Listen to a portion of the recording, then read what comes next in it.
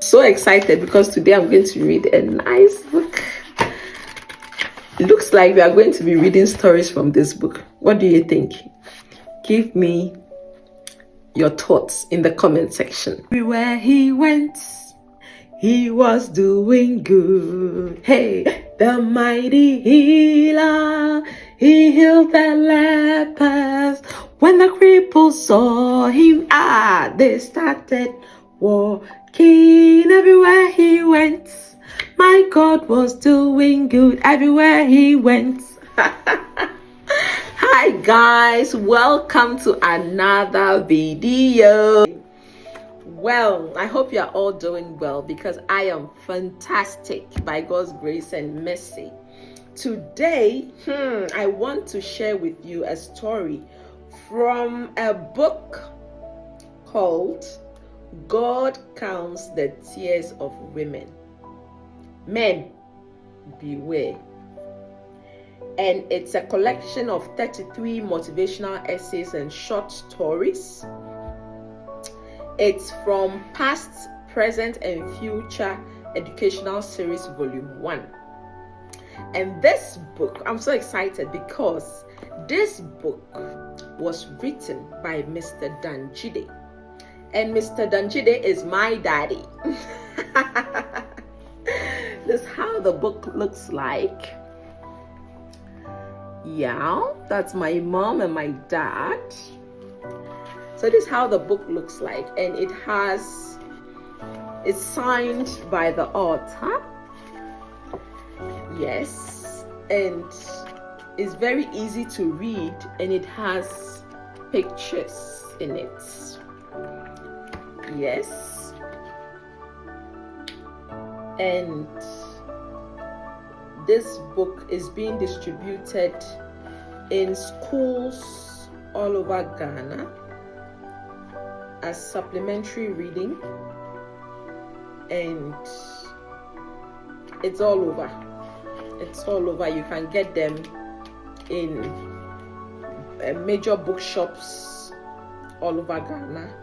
You can get them. If you are not in Ghana but you want a copy of it, you can go to Amazon. It's on Amazon. It's about £10 something. You can go to Amazon and order one for yourself. It's very, very good. I recommend it, even for your young children from 1 year old and above. You can actually read it to them, and it's really good. So I'm going to read this title. The title of this book is gotten from one of the stories. So that's what I'm going to be reading to you now.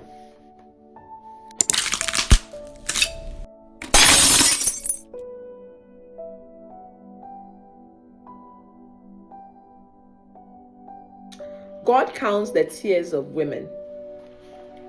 Disgrace comes in many forms, but what greater disgrace can a person have than deliberately neglecting to look after his or her children, only to see these same children grow up to take care of him or her in old age? The story of Davi Abla and her 4 sons always stirs up high emotions in me. Read on and you will understand why. Davi Abla used to live happily with her husband and her 4 young boys until Fokosi, her husband, started putting up a rather strange behavior. He would stay out late and come back bad-tempered and drunk. Soon the monthly chop money started dwindling and finally stopped coming in altogether. Whole months passed by. Those times were really hard days for Davi Abla and her 4 growing boys. Luckily, Davi's small sugarcane business was still growing strong. During the planting season, she would labor tirelessly to weed the unyielding grass with the help of the little boys until those difficult times. Save and count every cedi carefully. In fact, she took everything, including school fees of her children, on credit. But she always found a way of paying back. Somehow, money always trickled in.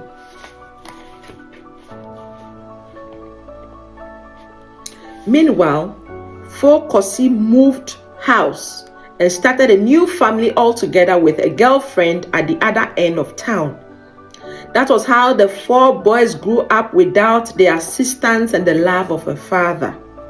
But how fast time passes, how quickly children grow. The Ewes have a saying to this effect: Agbeno heavy, me beafu mato. I hope I've read it well. Literally translated to mean, a baby bird which survives cannot fail to grow feathers. At every exam they sat, they passed with flying colors. This obviously made them the toast and pride of every teacher. Davy Abla's treasured dream was to get the boys at least to the university level. She would stay hours every night singing praises to God and reciting Psalm 62 over and over again. One after the other, the boys passed through secondary school and climbed on and on. To this day, Davy Abla cannot still understand how her small sugarcane farm could have provided so much for all of them in such a miraculous way. God being so merciful, all the 4 boys attained different career levels in medicine, law, journalism, and business. Gratitude, they say, is the memory of the heart.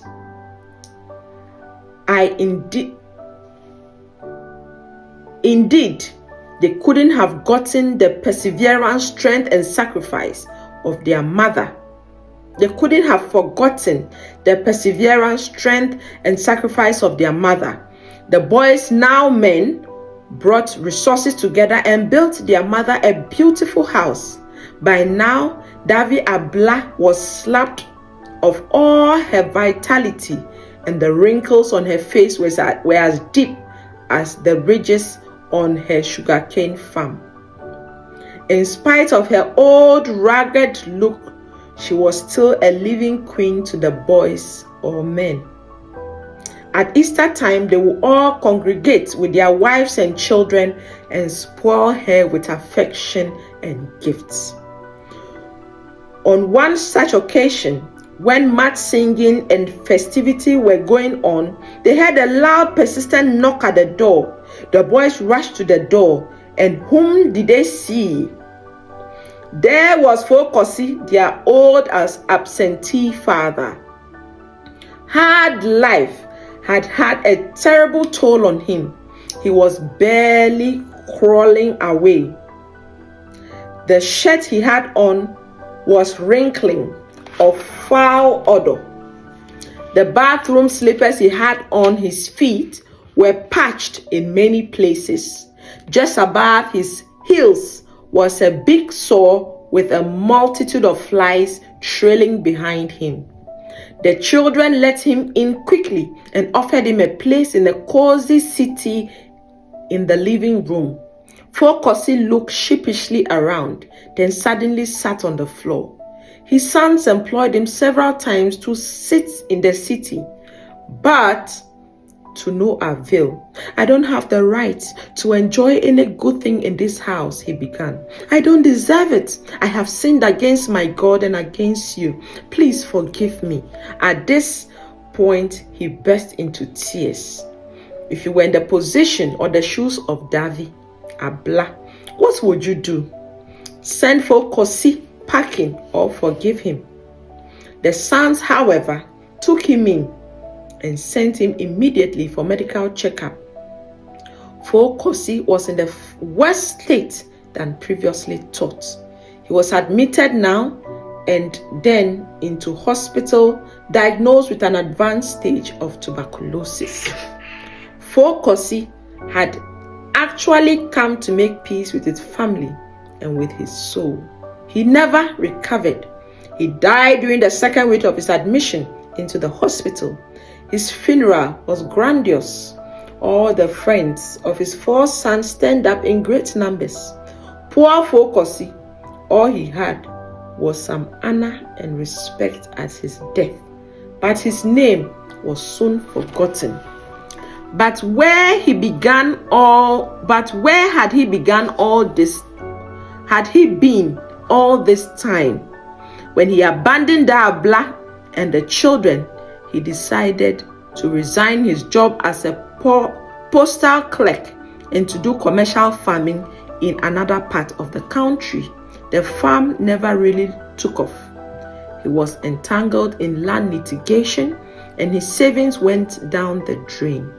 Worst of all, his new young wife abandoned him when things became hard. Before his young wife left, she announced to the whole world that the 2 children she supposedly had with Fokosi really belonged to a young school teacher who used to live in the same neighborhood. The news had been so devastating for Fokosi that he nearly went off his mind. By now, of course, he was too old to look for work or do any strenuous task. He simply roamed the streets begging for alms. When he sensed that his end was close, he decided to seek out his old family and make peace. This was the sad story of Fokosi.